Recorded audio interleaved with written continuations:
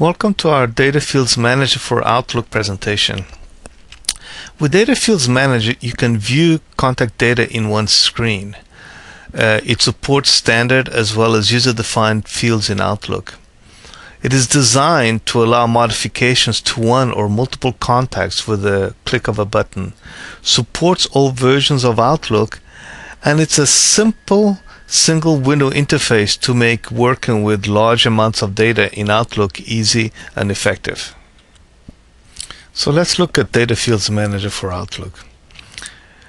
When you start it for the first time after you have registered, there's no folder that's been defined or selected. So what we're going to do, we're going to browse to that folder. We'll click on the Browse button, and then let's select Chris Huffman. It's one of my favorites. Contacts folder to look at. Click OK, and these are what it will do. It will list all the contacts on the left hand side with any actions that you may want to do on the contacts, and then basically for each contact, when you press on it, it will show the standard fields and then the user defined properties on the right hand side here, as well as any attachments are listed with the contacts. Each option on the Data Fields Manager allows you to add, or like in this case we're adding a user field, allows you to add user field just for the one contact, or add user field or that particular user field for all contacts. So for example, if we go here and we add the user field myuser1, it will only add for one contact. So what will come up here is there's no value.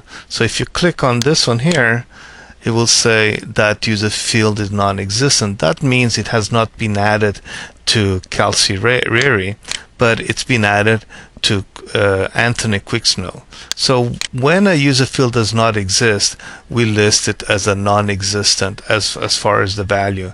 So you can add this field for this contact, and now you'll see next time you click on the contact that user field exists. Now you click on the next contact, that user field as shown by non-existent here, it shows that user field does not exist. And that's one way of us keeping track or just informing the user whether the user fields are there or not.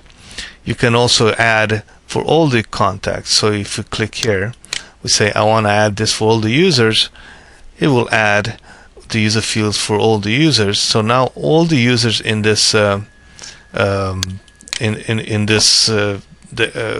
Outlook contact database will have a user field called myuser1. So if you click here or click anywhere, you will see that there's an empty value there, but that user field exists for that contact.